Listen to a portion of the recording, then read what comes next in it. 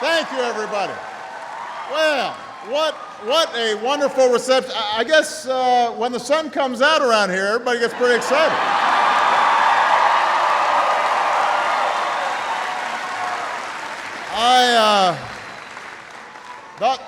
I love you back.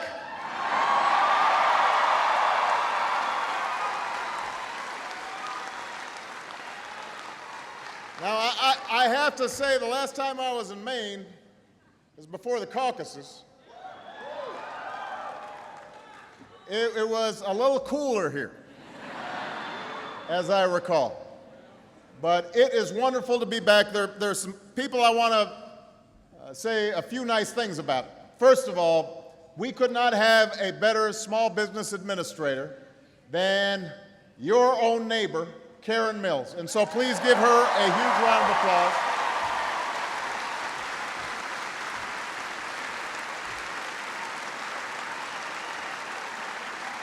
She's doing a great job. And I think she has more than a few folks from Maine on her staff. She's kind of stocked them all over the place. And everybody's doing a great job over at the SBA. I want to thank you. I want to thank one of the finest governors in the country, John Baldacci, who is here. Thank you, John. Where is he? There he is right there. Thank you.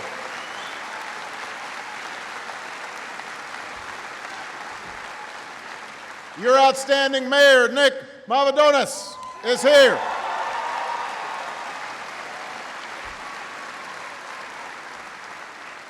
And we've got two great champions for Maine whose tireless efforts have helped working families all across this state and all across this country. Congresswoman Shelley Pingree and Congressman Mike Michoud.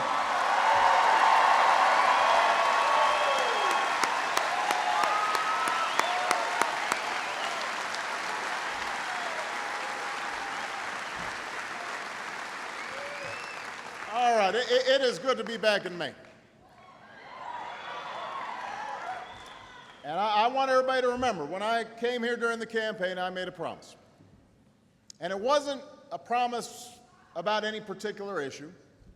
It was a promise that our government would once again be responsive to the needs and aspirations of working families, of America's middle class. It was a promise that Washington would concern itself not just with the next election, but with the next generation of Americans.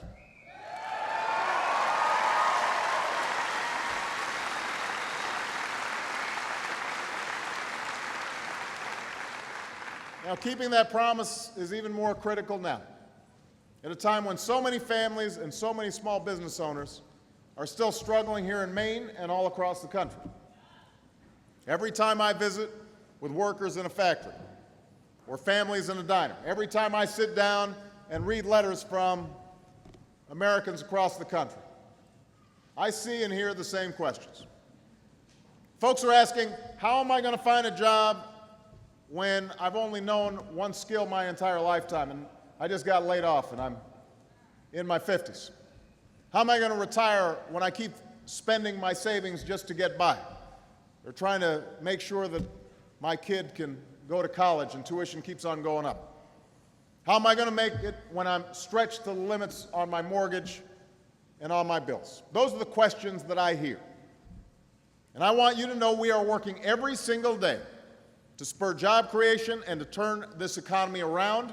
That's why we worked so hard over the last year to lift one of the biggest burdens facing middle-class families and small business owners, and that is the crushing cost of health care right here in America.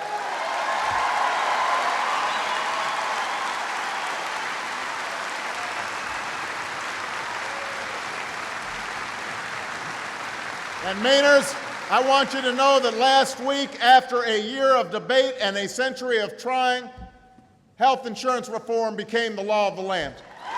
Last week.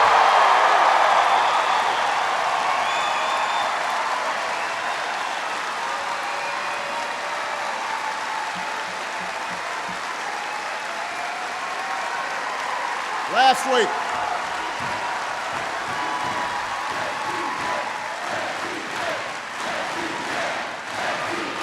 we did.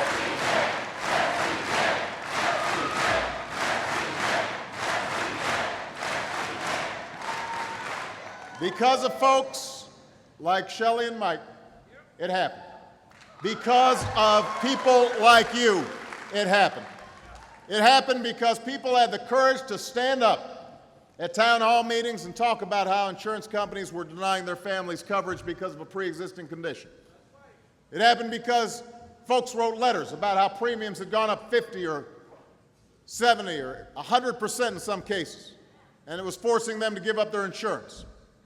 It happened because countless small business owners and families and doctors shared stories about a healthcare system that was working better for the insurance industry than it did for American people. And when the special interests sent an army of lobbyists to Congress and blanketed the airwaves with millions of dollars of negative ads, all of you mobilized and organized and you refused to give up. And when the pundits were obsessed over what the polls were saying and who was up and who was down and what would this mean for Democrats or Republicans, you never lost sight of what was right and what was wrong. You knew it wasn't about the fortunes of one party, it was about the future of our country.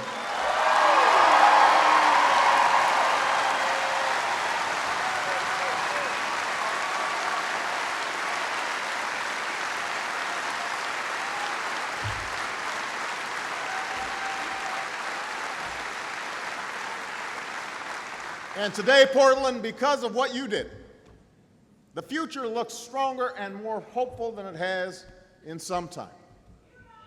Now, over the last year, there's been a lot of misinformation spread about health reform. There's been a lot of fear-mongering, a lot of overheated rhetoric. If you turned on the news, you'd see that those same folks who were hollering about it before it passed, they're still hollering about how the world will end because we passed this bill. This is not an exaggeration. Right? John Boehner called the passage of this bill, we don't need to boo, I just want to give the facts, called this passage of this bill Armageddon. You had others who said, this is the end of freedom as we know it. So after I signed the bill, I looked around.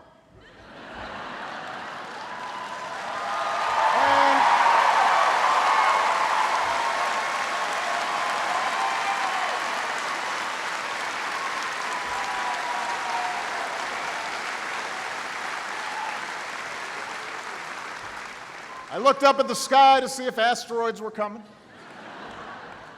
I looked at the ground to see if cracks had opened up in the earth. You know what? It turned out it was a pretty nice day.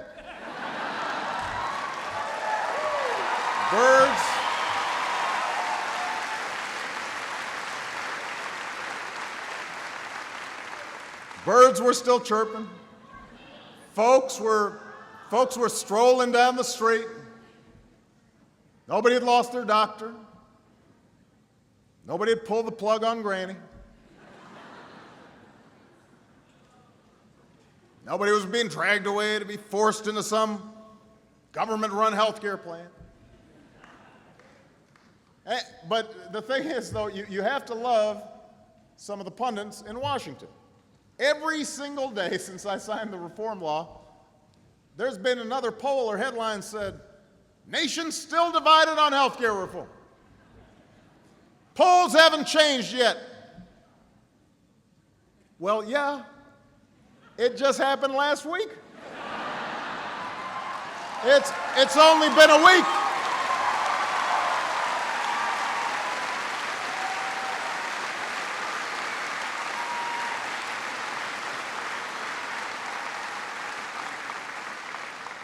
Can you imagine if some of these reporters were working on a farm and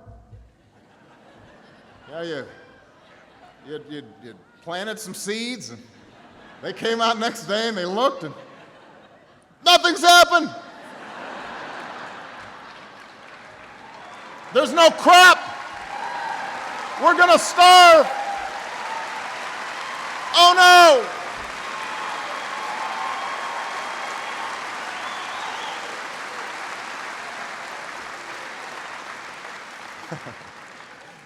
It's a disaster.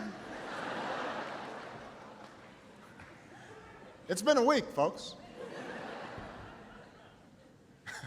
So before we find out if people like health care reform, we should wait to see what happens when we actually put it into place. Just a thought. Now, look, this reform is not going to solve every problem with our health care system. It is a huge, complicated piece of business. A couple of $1 trillion. Thousands of people affected, thousands of people working in the industry. It's not going to bring down the cost of health care overnight. We're going to have to make some adjustments along the way. But it represents enormous progress.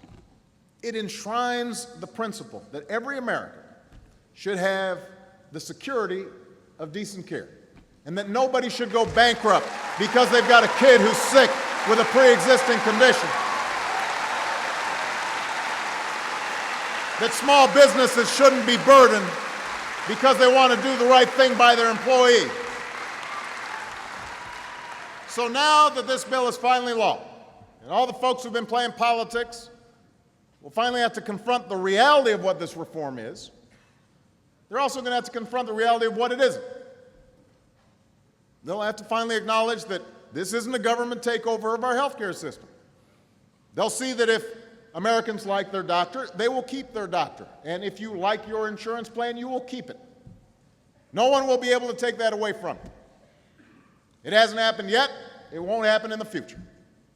What this reform represents is basically a middle-of-the-road solution to a very serious problem. It's not single payer. Some people wanted that. I understood that, but that is not. See? But, so, you know, it's not that, but it's also not what the Republicans were advocating for, which is essentially that you completely deregulate the insurance industry, you let them run wild, and that somehow you were going to benefit. That was their theory. It was called the Foxes Guarding the Chicken Coop healthcare plan.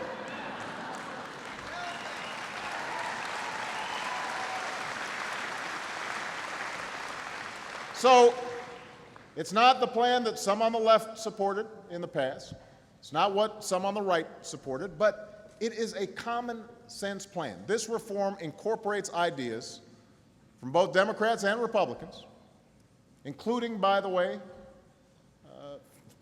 a number of ideas from your senator and somebody I consider a friend, Olympia Snowe, who spent many hours meeting with me on this bill.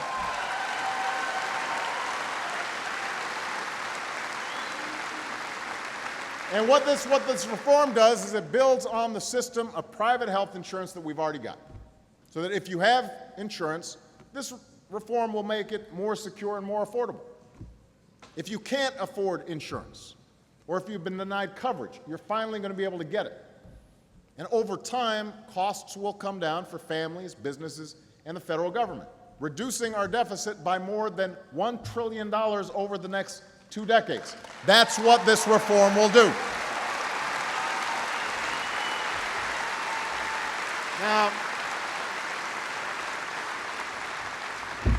Now, Portland, it'll take about 4 years to implement this entire plan because we've got to do it responsibly. We need to get it right. But there's also a set of reforms that will take effect this year. So I want everybody to understand what's going to happen this year. Starting this year, millions of small business owners are going to be eligible for a tax credit that will help them cover the costs of insurance for their employees. And let me talk about what this means for a small business owner like Bill Milliken. Is that it? Bill, stand up. That's Bill right there.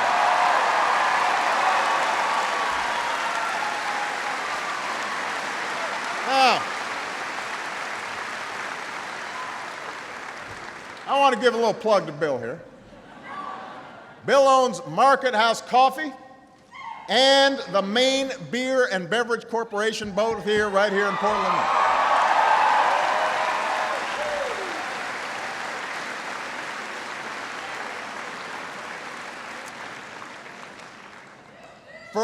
in exchange for this publicity, I hope that I'm going to get some samples of the beer.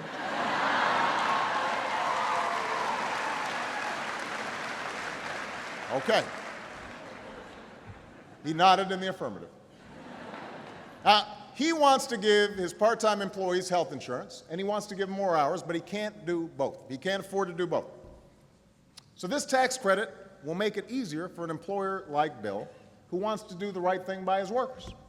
Starting now, small business owners like Bill will have the security of knowing that they can qualify for a tax credit that covers up to 35%, over a third of what they pay for their employees' health insurance. And starting now,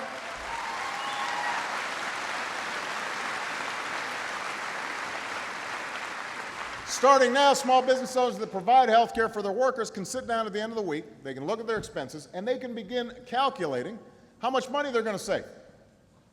And for small business owners who don't currently provide health insurance, they're going to be able to factor in this new benefit when they're deciding to do so. Now, it won't solve all our problems, but it means that employees that work for Bill have a better chance of keeping their health care or getting health care. And if they're already getting health care, it means Bill's got some extra money. That means he might hire that extra worker. Right?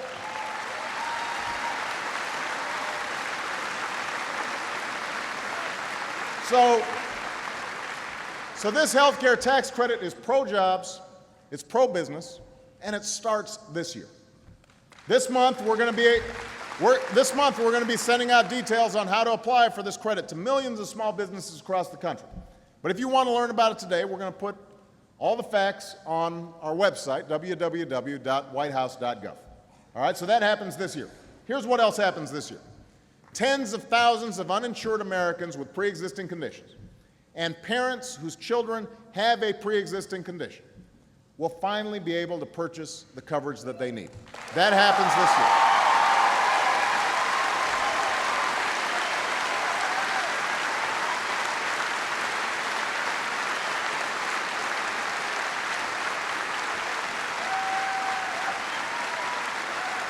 So, last week I met a man named David Gallagher, whose daughter Lauren had written me a letter last year. When Lauren's mom lost her job, their entire family lost their health insurance. When they tried to get new insurance, David was denied coverage because he once had a complication-free hernia surgery, but the insurance companies wanted to weed him out. They figured, well, the guy's been sick before, we don't want to have to cover him, we don't want to bear that risk. So Lauren's been worried sick about what would happen if her father became ill or injured. Now, because of this reform, David Gallagher can finally have access to health insurance again. That begins this year. That starts this year.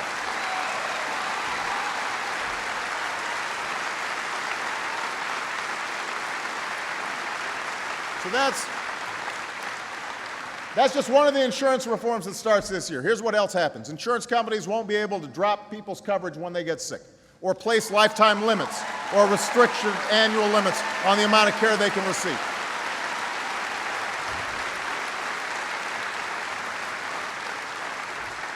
Now, this isn't some abstract concept. There was a story in a local paper this week about a woman named Teresa D'Andrea.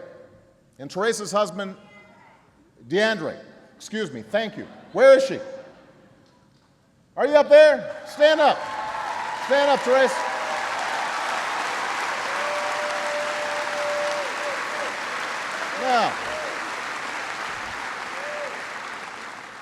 Now, Teresa's husband passed away recently from cancer. And before he died, he hit the lifetime cap on his insurance. And as a result, Teresa's not only had to cope with the loss of her husband, but with $60,000 in medical bills. And this is after she's already spent all of her retirement savings on medical care. Now, because of this reform, a situation like Teresa's won't happen again in the United States of America. And that's going to start this year. And we're inspired by stories like yours.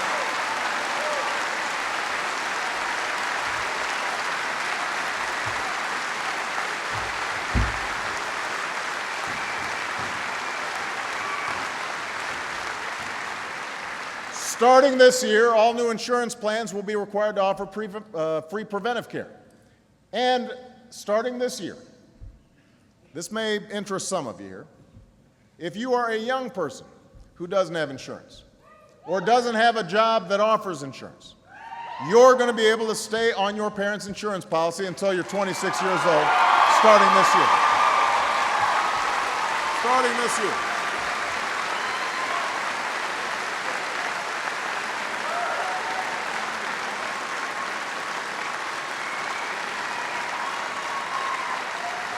So, now, you're welcome. Thanks, Shelley and Mike. They voted for it. Thank them.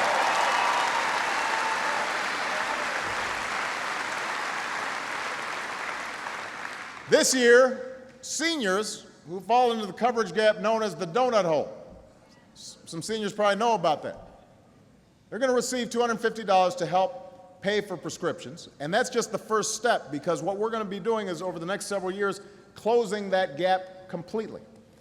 And I want seniors to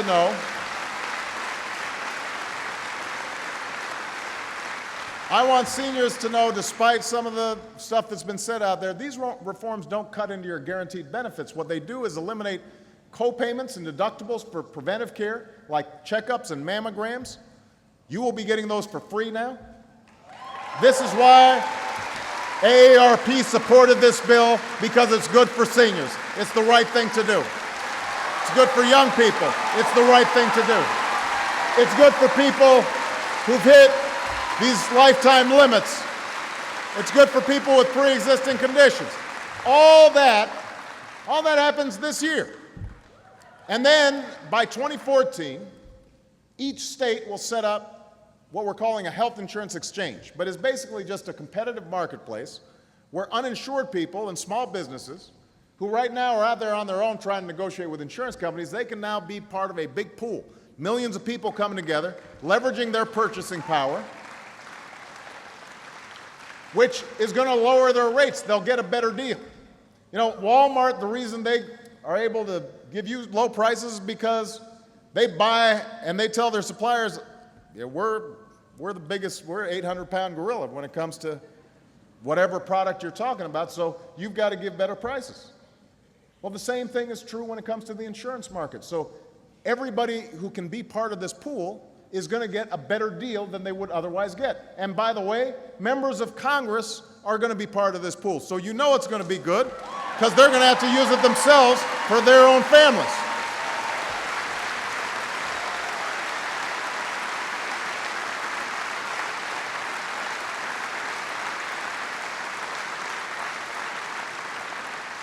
So that'll happen in the next few years. And when this exchange is up and running, millions of people are also going to get tax breaks to help them afford coverage. So even though this pool will give you lower rates, you'll get a better deal, some folks still can't afford it. So we're going to give you tax credits to help you afford it. And that adds up to the largest middle-class tax cut in health care in history. That's what this bill is about.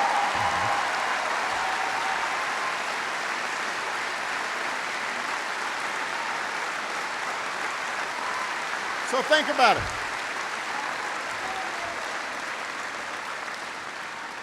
about it. That's what this is about. We're setting up a pool using the private market to give people a better deal. We're giving tax breaks to working people, some of them working 2-3 jobs who still can't get insurance. We're going to give them some help. We're going to give small businesses help so that they can help their workers and improve their bottom line. And we've got a whole bunch of insurance reforms so people like Teresa aren't going to be disadvantaged and taken advantage of when they need it most. That's what this bill is. And it's paid for. And it saves on our deficit. Now, this is what everybody's been hollering about as the end of freedom. And now that it's passed, they're already promising we're going to repeal it. They're going to run on a platform of repeal in November. And my attitude is, go for it. You try to repeal it.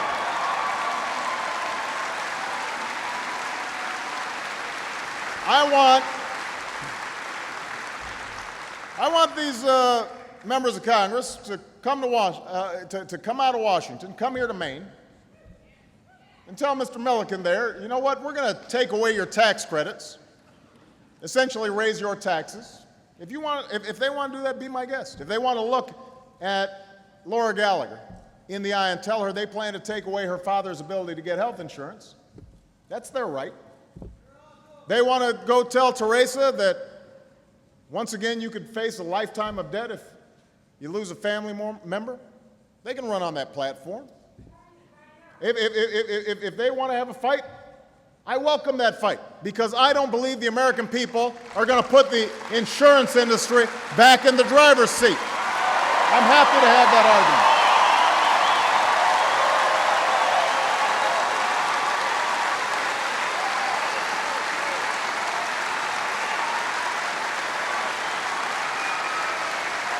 I'm happy to have that argument.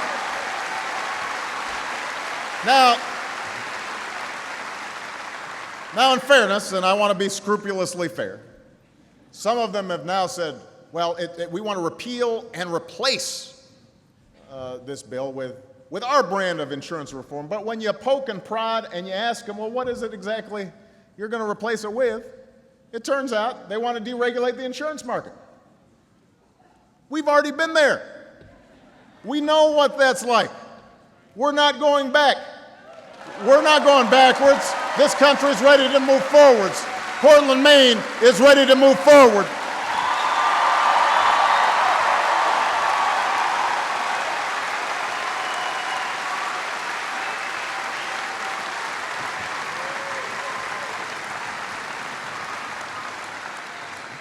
And while we're talking about moving forward, I just want to mention one thing. Kind of lost in the shuffle of all this health care debate is the fact that part of the bill that we signed, that I signed this week, is going to provide an additional $68 billion that used to go to banks and financial services companies, and that's now going to go to the student loan program to expand Pell Grants and to make sure that college is affordable for every young person in America.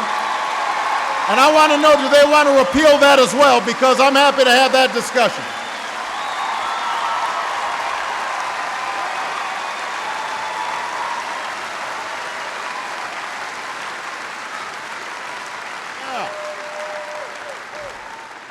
$68 billion, $68 billion that was going to banks and financial institutions. We've just taken that money from the banks, from the financial institutions, doubling Pell Grants, making sure that young people, if you've got debt when you go out of college, and I know I did, so you probably do too, that you will never have to pay more than 10% of your income in repayments, so that you're not going broke because you decide to get a college education that makes our economy stronger, that makes America stronger. If they want to repeal that too, we can have that discussion.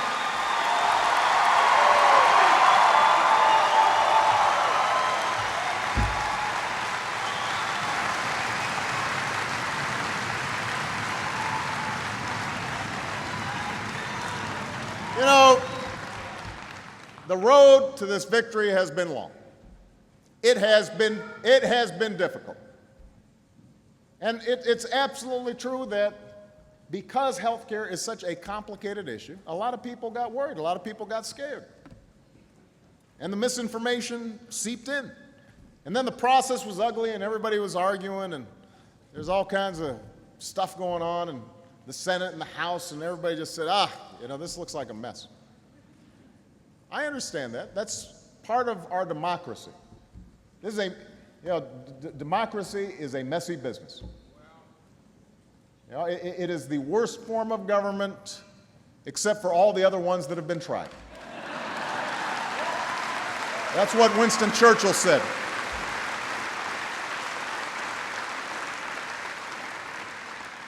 That's what Winston Churchill said. He was absolutely right. It can be frustrating sometimes, but ultimately, that's what makes our country so great. is because everybody is able to voice their opinions. Everybody is able to get out there and organize. And,